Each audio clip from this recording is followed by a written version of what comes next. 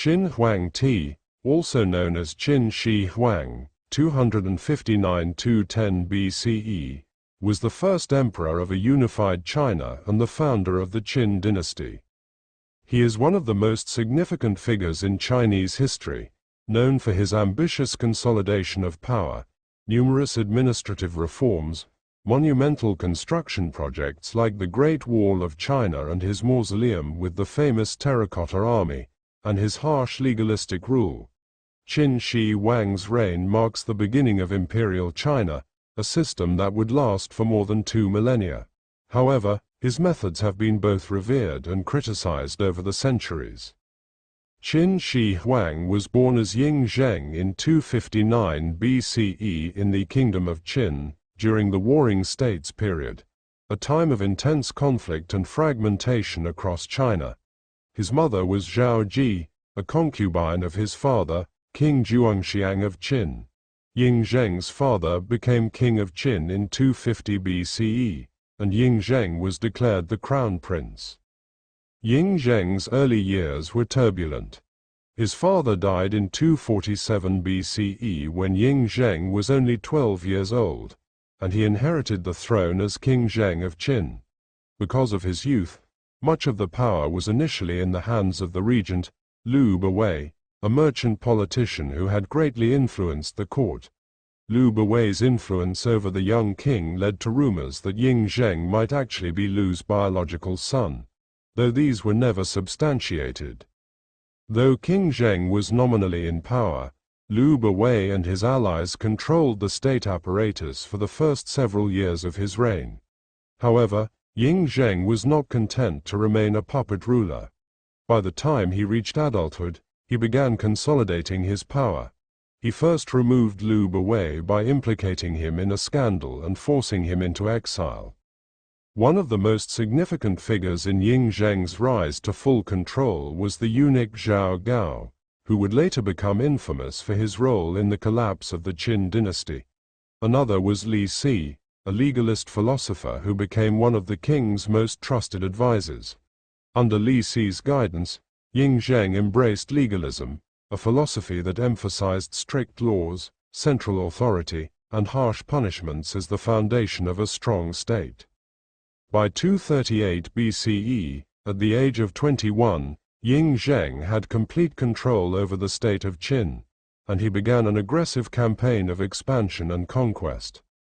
Unification of China. Ying Zheng's most famous achievement was the unification of China, a process that took a decade, 232–21 BCE. The Warring States period had seen the fragmentation of China into several competing kingdoms, and Ying Zheng, with the help of his skilled generals and advisors, embarked on a campaign to conquer them all. 1. Han. The first kingdom to fall was Han in 230 BCE, weakened by internal strife and unable to withstand Qin's military might. 2. Zhao. The state of Zhao was conquered in 228 BCE after a brutal campaign. Ying Zheng had a personal hatred for Zhao, as he was born there while his father was a hostage in the Zhao court, and Zhao had been a long-time rival of Qin. 3. Yan. In 226 BCE, the kingdom of Yan attempted to assassinate Ying Zheng, but the plot failed, and Qin forces soon invaded and conquered Yan. 4. Wei. Wei fell in 225 BCE, after a short but decisive military campaign. 5. Chu. The most difficult conquest was Chu, a powerful kingdom in the south. Chu's large armies and strong resistance prolonged the conflict, but Qin finally defeated them in 223 BCE. 6. Qi. The last kingdom to fall was Qi in 221 BCE. By this time, Qi was diplomatically isolated, and its quick submission marked the end of the Warring States period and the unification of China under Qin rule. In 221 BCE, Ying Zheng declared himself Qin Shi Huang, or First Emperor of Qin. He rejected the traditional title of King, Wang, establishing a new imperial system that would last for the next 2 millennia.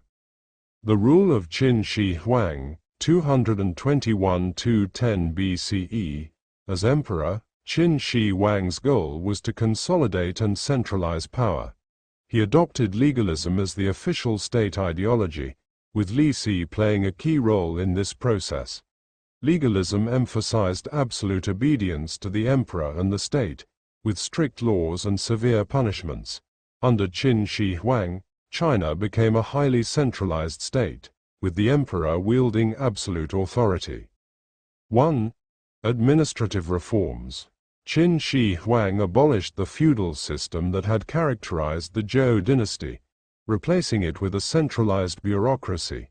He divided the empire into 36 commanderies, each governed by officials appointed by the central government rather than local nobles.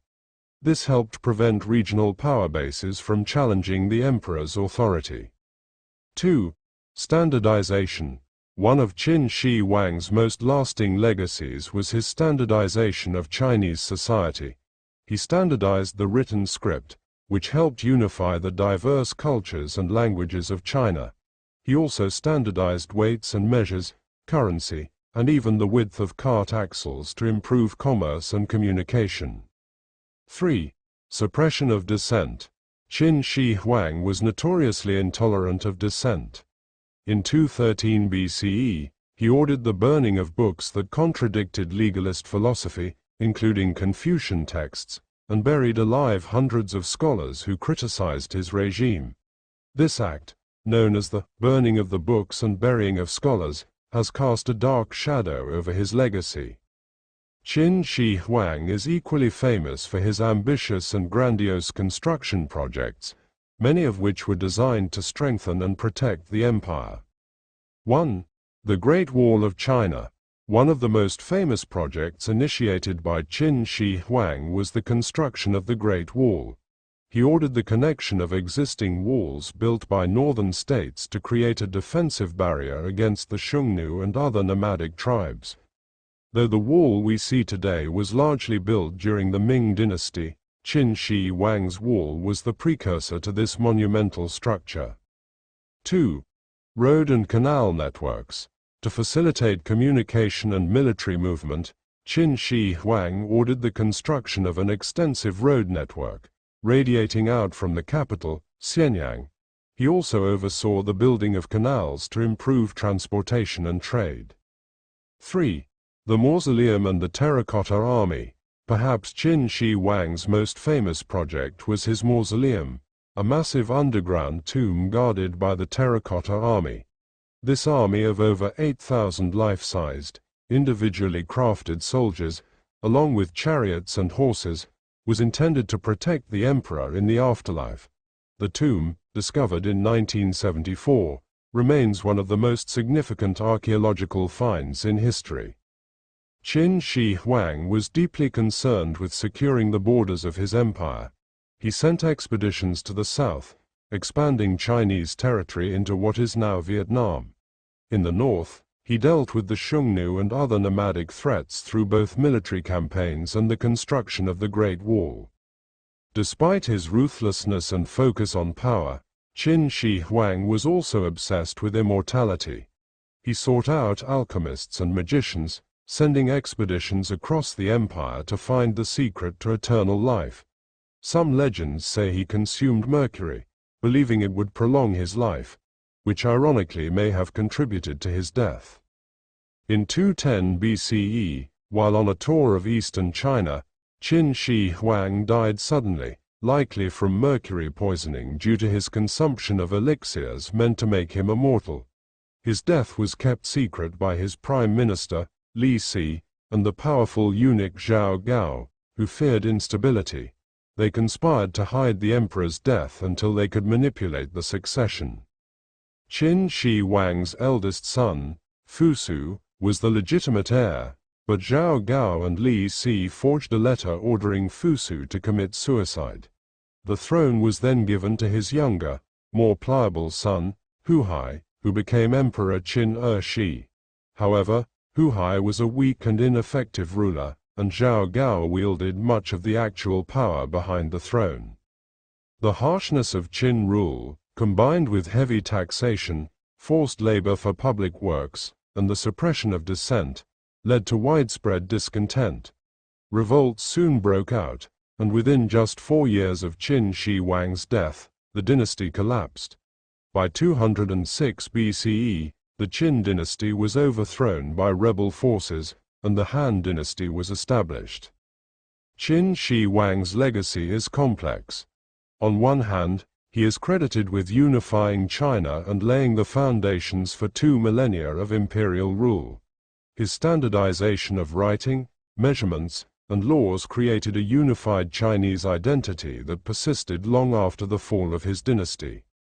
On the other hand, his reign was marked by extreme brutality, with harsh punishments and forced labor on a massive scale. His suppression of intellectual dissent and the burning of books have made him a controversial figure in Chinese history, remembered as both a visionary and a tyrant. Qin Shi Huang's mausoleum, with its vast terracotta army, stands as a testament to his ambition and desire for immortality.